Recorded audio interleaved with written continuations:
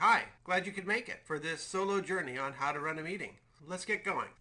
We're going to talk about three things that are really important to think about when you're about to have a feel-good meeting. There are things you can do before the meeting, during the meeting, and after the meeting that will really help make sure it's a success. So let's go through each of those three stages. Okay, before a meeting. Probably the most important thing you can do is send out reminders. You can call people, text them, email, whatever works for you. Just be sure to include things like the time, the location. If you can, include the agenda or at least the purpose of the meeting. And be sure to let them know their presence is really important. Sometimes people don't show up because they don't think anyone will miss them or they really won't have much to contribute. Now here's another thing to think about, which is the room where you're going to have your meeting. If possible, think about arranging your chairs in a circle. There's just something about a circle that's really welcoming and inviting. It's nice when everyone can see each other and face each other as they're talking. It really helps to communicate a sense of community. Other things you can do if you're able, and don't stress about it, but if you could, you might want to think about adding plants, flowers, even having a little music can help set a nice environment. It's good to have the agenda posted where everyone can see it. People want to have an idea of where they're headed, what you're going to be doing. It just helps them feel more comfortable. And here's another option. It might be nice to have a quote or picture or saying relevant to the topic of your meeting. Another thing great to do if you can is provide food. And you can keep it simple. Potato chips, M&Ms, carrots, celery. There's just something about feeding people that makes them feel welcome and appreciated and keeps them coming back. Okay, so those are just a few little things you can do before a meeting. Let's talk now about what you can do during your meeting. We like to think about a meeting in terms of the three R's: relationship, reality, and response. And studies have shown that if you have these three components really present in your meeting, it pretty much guarantees that people are going to enjoy themselves, feel that they were productive, and will want to come back. So let's look at each one of these, and let's start with relationship. Let's talk first about new members who might be coming to your meeting. If you think about it, if you remember back when you went to your first meeting, you might have been a little nervous, you didn't know people, you didn't really know what it was about. And it really helps if you take the time to reach out and greet each new member personally. And you'll see on this slide it says new member welcome, the power of touch. And the idea behind that is if you've ever been a waiter or waitress, you know that if you touch your customer at some point on the shoulder, you tend to get a bigger tip. And there's just something about touching someone that makes them feel more comfortable, more welcome, more appreciated. So don't be afraid to just reach out, shake someone's hand, touch them on the shoulder, give them a high five, whatever feels appropriate. It may seem like a small thing, but it really makes a big difference, as small things often do. Another thing you want to do is to get people talking just as soon as you can. When people start to talk, it just makes them feel more comfortable and helps them become more present. A great way to do this is to use the technique of 3 rounds of introductions, each round going just a little deeper than the last. Here's an example. In the first round, have people introduce themselves, just saying their name, their major, where they're from. You might want to add another question like, what's your favorite kind of cheese? Go around the circle. When you've completed round 1, move on to round 2. An example might be, what brought you to this meeting? This is an opportunity to learn more about each other and perhaps what your motivation is. Maybe you came because a friend invited you. Maybe you came because you're very passionate about hunger. Maybe you came because you're curious. It's a great question to ask, particularly when new people are present. Then you might move to the third round and ask a question like, if the world were free from hunger, how would life be different? This is an opportunity to help people get connected to the issue of hunger and to our mission to end hunger in our lifetime. So as you can see, round 1 starts off with an easy question, round 2 gets a little bit more information, and then round 3 taps into really the main purpose for why this meeting is happening and what Feel Good is all about. Now here's another thing. If you have them, review your chapter agreements. And if you don't have chapter agreements, really consider getting your chapter together and forming them. They're really useful to have in terms of just building a strong chapter culture and a cohesive group.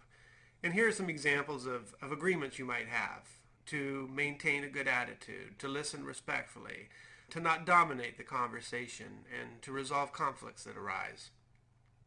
Now, your agreements, if you have them, might look very different. They might look similar. What's important is just that you have the agreements and that at the beginning of a meeting you remind yourselves of what they are. So let's talk about the second R, reality. And this is the part of the meeting where we reconnect with the mission of Feel Good, which is to end hunger in our lifetime. The journeys that Feel Good World provides, as well as TED Talks and other videos and other readings, are great vehicles to use to reconnect with the causes of hunger, the consequences of hunger, and the solutions to hunger. This is a really important part of the meeting because it taps into our deep motivation for why we do what we do. And finally, the third R, response. And this is really the opportunity to review your chapter's action and learning goals from the Vision, Commitment, and Action workshop you completed at the beginning of the year. So revisit what your actions were and do what's appropriate for you in this meeting at this time. It could be getting ready for your next deli. It could be getting ready for another event. It could be practicing how to engage customers in dialogue. Whatever it is that's on your roadmap, this is a great time to complete those actions, and don't forget to log them for cheese points. Okay, those are the three R's, relationship, reality, and response. And if you just make sure you include those three ingredients, you're going to be in good shape. We want to cover just a couple other considerations that you might find helpful. And this first one is real simple. Just start and end on time. If you start and end on time, people will really appreciate it. It's good to respect people's time, and they'll know that they can trust you to end it when you said you would end it, and they'll be more comfortable coming back the next time. Another consideration is to review your agenda and follow it. People want to know that you have control of the meeting, that you won't let things get off track. Of course, you can change the agenda in the moment if you need to. Just be sure to acknowledge that you're doing that and make sure you get everyone's consent. Handouts. Here's a big one. Please don't distribute handouts while the facilitator or another member is talking. People can't really listen when things are being handed out. And also, when you hand something out, know that everyone's going to want to read it. So don't hand it out until you're ready to make that handout the focus of the conversation. Another consideration, make it fun. How many times did you laugh? That's a great metric for how enjoyable your meetings are. And if you're not laughing enough, you might want to consider other ways to sort of lighten up your meeting and engage people in some different kinds of fun activities. And what we're doing is serious and it's important, but at the same time it should be fun, it should be enjoyable, and laughter is one great indication that we've met that goal. Finally, when the meeting's over, it's over. Bring it to a close. Don't let it dribble. Some things you want to be sure you're doing at the end of a meeting is to articulate the action items that came up, set the date for the next meeting if you haven't, and of course, be sure to thank everyone for coming and just to remind them again how important their participation is. Our mission is to end global hunger, and we can't do it without you. Okay, so we've talked about what we can do before and during a meeting. Let's talk quickly about things we can do after. Just as before a meeting, when you reminded everyone to come, after a meeting, thank everyone for coming. And if you can, include notes and any action items from your last meeting. Here's another thing to consider. If you expected someone to show up and they didn't, be sure to call them or text them or email and ask them what happened and let them know they were missed. If you do that, you can be pretty sure that they are going to come the next time. Okay, now to wrap up, let's just cover a few facilitation tips. 1, and this is the big one, be yourself. You don't have to be Mr. or Ms. Big Facilitator. It's not a role you have to play or inhabit. You just want to be yourself. If you're just natural and authentic, then people will totally be on your side. Keep things on track, but be flexible. Again, people want to know you have control of the meeting and you're not going to let things get out of hand. But at the same time, they're going to want to see that you can be responsive to the moment and change is needed. So it's a bit of a dance, and the best way to learn that dance is just to do it a lot. And we know you're going to be great. 3rd, listen well. One of your roles as a facilitator is to encourage questions and explorations, and that really requires listening. Oftentimes we're so preoccupied with what we're going to say we don't hear what the other person is actually saying. So get those ears in order and pay attention. That's really your primary role in this. Isn't really to talk. It's to bring out the intelligence, the wisdom that is present in the collective. That's your role, and listening is your tool. It's also important to note who is not speaking and to invite their participation. Give them an opportunity and invite them to join and express their thoughts. Finally, let the group help.